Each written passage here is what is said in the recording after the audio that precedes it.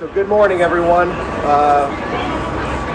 Thank you for all attending today. A special thanks to Governor McKee, Senator Reed, Senator Whitehouse, Congressman Magaziner, and Speaker Shikarchi for joining us today. I also want to welcome and thank Derek Torrey, the Administrator of the Rhode Island Division of the Federal Highway Administration, and Gabe Klein, the Executive Director of the Joint Office of Energy and Transportation. We are gathered here today to celebrate the completion of Phase 1 of the National Electric Vehicle Infrastructure Program, known as NEVI. Phase 1 included the installation of additional direct current, or DC, fast chargers at the 2 park and ride locations here in Warwick, and also down at the Ashaway Park Ride in Hopkinton. This significant milestone marks a crucial step forward in our efforts to enhance electric vehicle infrastructure across the state. Before we begin with our comments, I also would like to thank Sarah, Karen, George, and Terry from the OER team, and John, Paul, and Glenn from RIDOT for all of their hard work in implementing this NEVI program over the past year. I would also like to thank our great partners with Maverick Corporation, Jacobs Consulting, ChargePoint, and Rhode Island Energy for the tremendous work and support that you all provided in getting these projects operational. I would also like to acknowledge and thank the officials from the American Association of State Highway and Transportation and the National Association of State Energy Offices for being here today. I would now like to introduce our first speaker, Governor McKee, who has been a strong supporter in advancing the state's clean transportation objectives. Governor? Thank you, Chris. We're so proud of you and your office for, taking the lead. I know that we had Secretary Granholm here a few months back, and you made some comments to her that I think that are coming to fruition today, but I'll wait for more people to give that detail. But for us, by the way, you guys are all in shade. Thank you very much for letting us sit here in the sun. So my comments are going to be relatively short, but they're very important. Rhode Island working on these issues in terms of setting up these EV charging infrastructure matches up with what's happening with our leadership here today with Senator Reed, Whitehouse, Congressman Magaziner, and of course Gabe Ammo, to make sure that we are cutting edge on this. And so we thank them for that. We are dedicated $22 million to make sure that we're leading the charge. Right here, we're today at the Route 117 and Ride, the Ashaway Park and Ride. People are going to be able to charge their vehicles in 20 to 40 minutes, fully charged. This is the moment that we are celebrating for many reasons. The Speaker, thank you so much for the General Assembly support on this activity. I know that DOT's on board, our federal delegation's on board, our highway department's on board. Terry Gray, in terms of EC4 commission that meets now regularly to kind of meet our standards that we've set on our Act on Climate. This all contributes to that, and I'm going to give the mic back to Kristen because it's hot over here. But we're very proud of what's happening, and we give a round of applause for Chris and his team for the work that they've done. Thank you, Governor. Now I'd like to welcome up Speaker Shikarchi. The Speaker's been a tremendous supporter of all of our clean energy efforts, including advancing Act on Climate a few years ago and supporting our ongoing clean transportation efforts, such as our EV and our e-bike incentive programs. Mr. Speaker. Thank you very much. It is very warm here in the sun. Those of you under the shade, be happy, be grateful. I want to say thank you. Thank you to everybody, but particularly our federal delegation, Governor McKee, and most importantly, if you look at that sign, it says the word bipartisan. And that's the way you get things done. You have to work together. And it's not just inter-party, it's with the opposition, and you need to work with every level of government. I have said this many times before, I'll continue to say it. Our federal delegation is incredibly well respected, and they deliver great results to Rhode Island.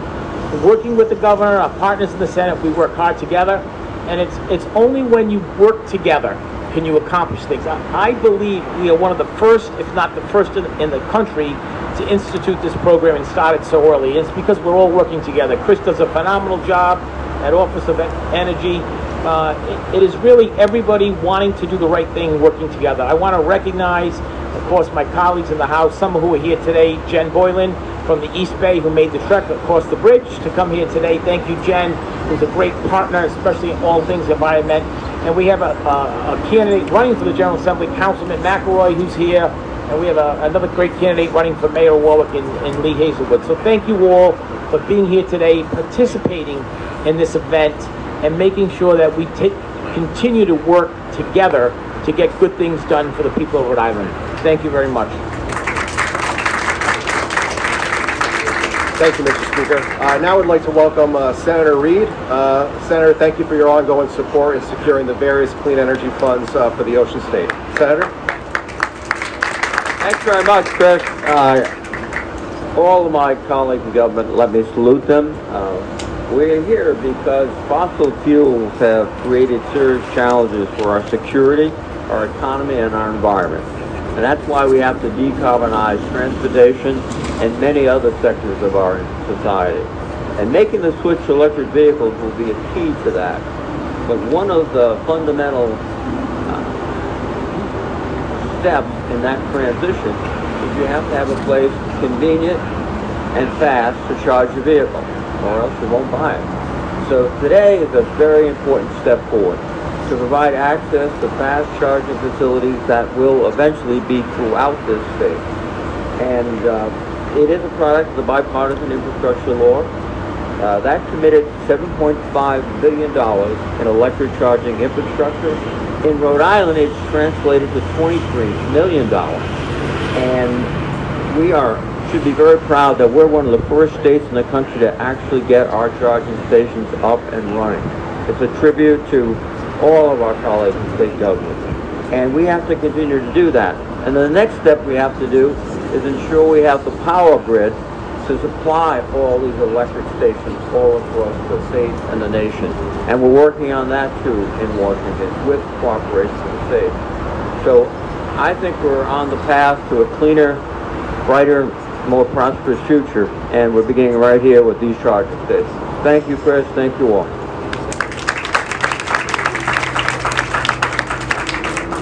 Thank you, Senator. Now I would like to introduce Senator Whitehouse. Again, the Senator has been a strong advocate for various clean energy, federal energy policies and incentives that we are working strongly to leverage with our state programs. Senator?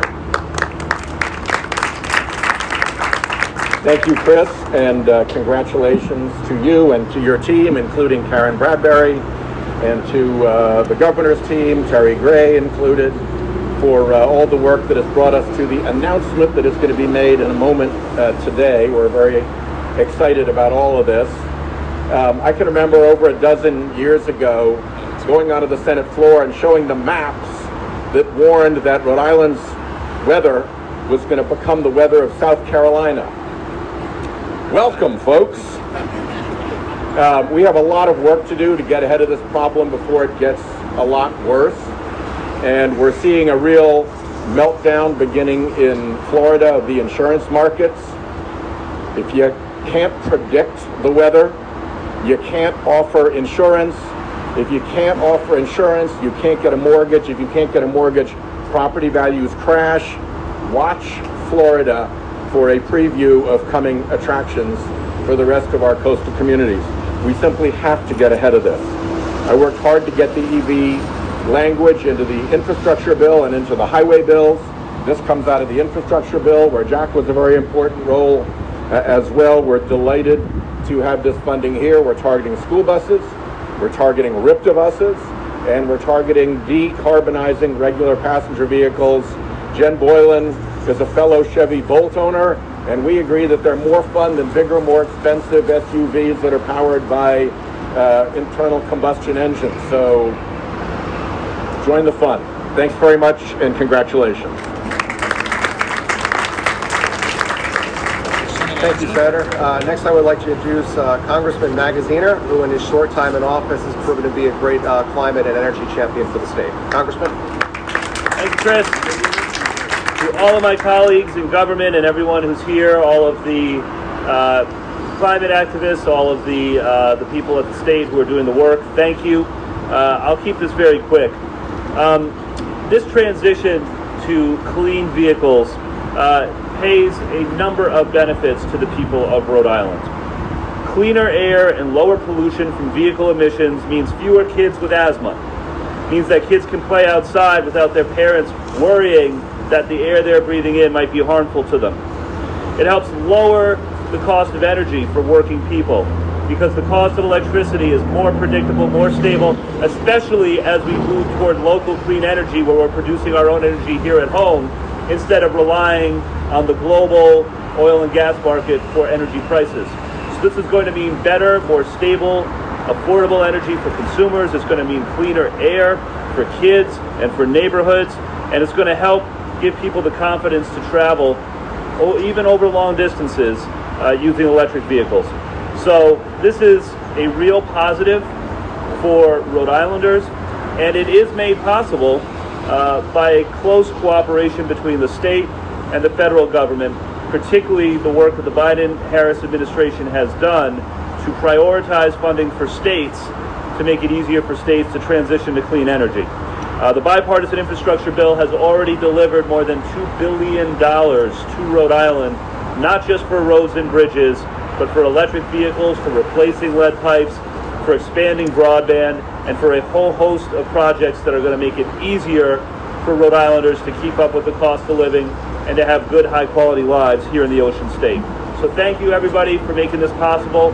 This is another important milestone in our transition to affordable, clean energy, and the work continues. Thank you all. Thank you, Congressman. I would now like to welcome Director Alvidi of the Department of Transportation. The Director and his team have been a wonderful partner in implementing this NEVI program. Director? Good morning. Thank you, everyone.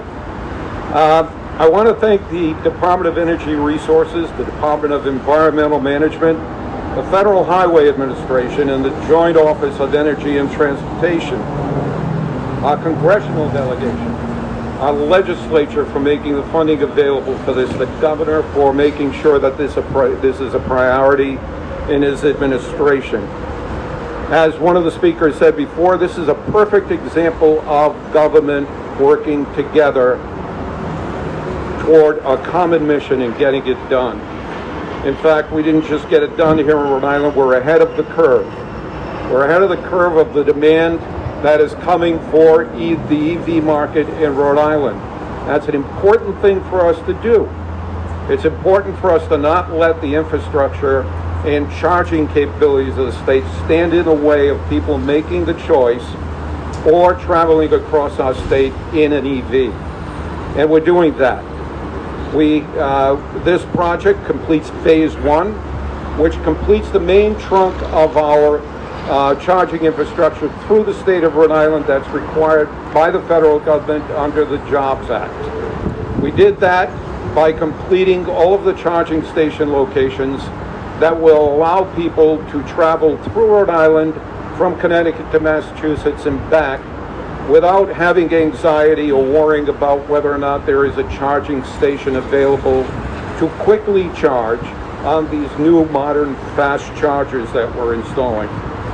You know, the EV market just in the last year in Rhode Island increased by about 50%, and that's going to continue to happen. So it's very important for us to stay ahead of the curve. We're looking forward to phase 2 of this project, where we take this main trunk and we branch out to private properties, to other parking lots, to medical facilities, to shopping facilities throughout the state, and implement a full-blown EV infrastructure throughout the state. This government stuff works sometimes, and I think this is a great example of how government works cooperatively, all branches, to get things done. And we're happy to be a part of that. Thank you very much. Thank you, Director. Next, I would like to introduce Derek Torrey with the Rhode Island Administrator of the Federal Highway Administration. Good morning, warm morning, everyone. So glad to be here with all of you to mark a pretty exciting milestone for the state of Rhode Island with the opening of these 2 expanded electric vehicle charging stations. The Federal Highway Administration is really happy to be a partner in this and provide federal funding to support this project through our National Electric Vehicle Infrastructure Program, or NEVI.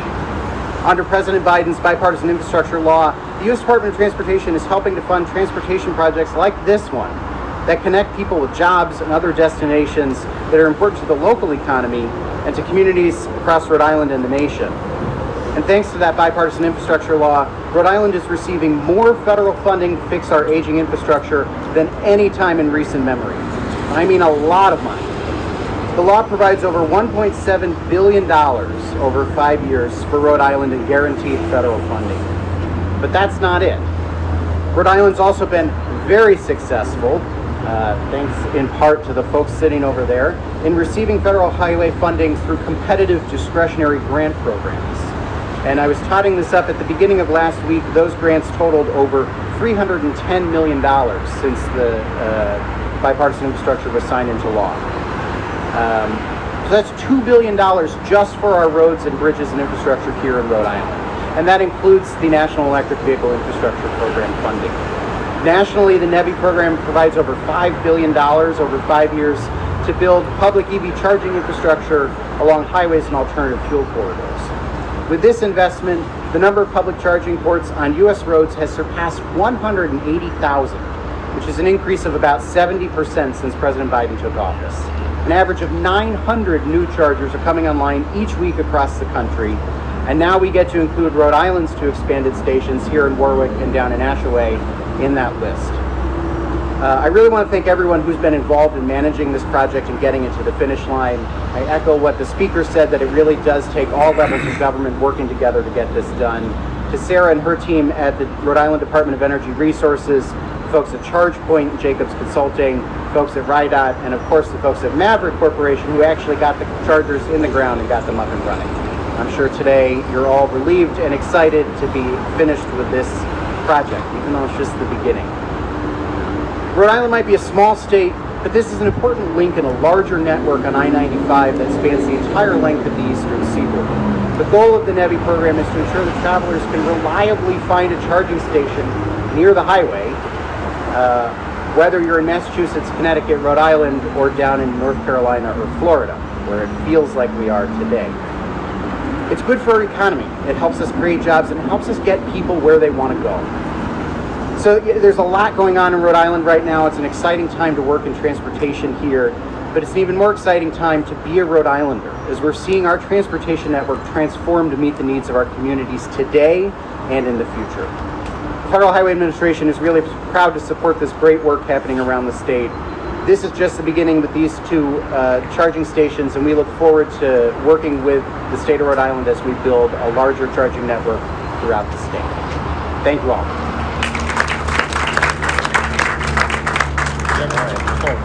Finally, I would like to bring up Gabe Klein, the Executive Director of the Joint Office of Energy and Transportation.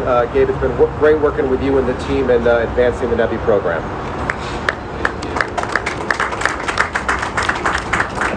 Thank you. Good morning, everybody. It's so nice to be in beautiful Rhode Island. I left Washington, D.C. this morning. Yesterday it was like 102 there. And I was like, I can't wait to come back. I grew up about an hour away and experienced that breezy New England weather I was used to in the summers. Wow, the senator's right. Things really have changed. And to be honest with you, that's what's so important about what we're doing here. We're really reinventing the economy with renewable energy. And that's a big shift. We've been running on fossil fuels for well over 100 years. And so this is a component, a very visible component. When you look at how people get around, you see these chargers, you buy different types of vehicles, it really impacts people's lives. I want to give a lot of credit to this team and this team that made this happen. I used to run the DC Department of Transportation in Chicago. These projects don't happen on their own. There's a lot of incredibly hard work that goes into it. So thanks to all of you for making this work, because it is a national system that we're building. And I want to thank Amy Plavnik on our team in the Joint Office from the Volpe Institute, who's been supporting. So everybody's alluded to an announcement. We almost didn't get to make it, but We are very happy to announce from the federal government, from Federal Highways in conjunction with the Joint Office of Energy and Transportation, that we have certified Rhode Island's determination that they are fully built out on the alternative fuel corridors. And some of you are probably like, what does that mean? How does that matter? They're the first state, Rhode Island is the first state in the United States to achieve this, where they built out that 95 corridor and can now flex, yes, and now can flex the remaining money, about 90% of the money that was allocated to communities, to level 2 chargers, more DC fast chargers, to start to fill in the network, perhaps where the private sector won't invest, but the federal government will invest. And that's part of what this program is about. There's over $100 billion out there flowing into everything from battery factories to EV factories for vehicles, renewable energy plants, and so on and so forth from the private sector. But we're here to make sure that everybody in America has equitable access to charging infrastructure. And that's why it's also so important to see level 2 chargers as well as DC fast chargers. And one of the great things about the approach that Rhode Island has taken is that they haven't said, we're just going to have high-speed chargers. They're also going to have chargers for the cars that sit 95% of the time, which is all of them, by the way, unless they're in a fleet. And that provides lower cost charging for the people that need it. The early adopters, many of them were wealthier people. The people buying EVs now, many of them are getting EVs for sub $25,000, and they don't necessarily have charging at home. And so these public chargers are a lifeline to those people to be able to get into a cleaner, more sustainable vehicle. And also, I just want to say one other thing about the benefits of this program. Even if you don't drive an EV, you benefit from cleaner air. So if you take the bus, if you do drive a different type of vehicle, you ride your bike, we all need cleaner air. Childhood asthma is the #1 childhood health problem in the United States. And it's mostly because of emissions from vehicles. So it's not just about getting everybody in a new EV. It's about making sure that we have a sustainable system for the future, and that the 29% of emissions in this country that are from transportation, that they go away, so that we meet our goal of having a CO2-free society in 2050, or greenhouse gas emission-free. So with that, one more round of applause for all these folks that did such a phenomenal job. #1 in the country, first. And I think now you'll see a lot of action in the fall with the remaining money. And we're here to support you all every step of the way. So thank you. All right, so thank you everyone again for attending this event. We look forward to seeing you all as we start work on the NEVI Phase 2 program, which again, with us being now first in the country, that unlocks those additional federal dollars, which is north of $20+ million that will be deployed for additional charging stations. For those in attendance today, if you have not already, please take one of our handouts for further information about the NEVI program and our EV infrastructure adoption rates. For any media questions, we will be taking those on the side. After the program, we're just going to do a brief ribbon cutting. ChargePoint representatives are on site today and will be able to answer any questions about the charging station equipment. This now concludes our event.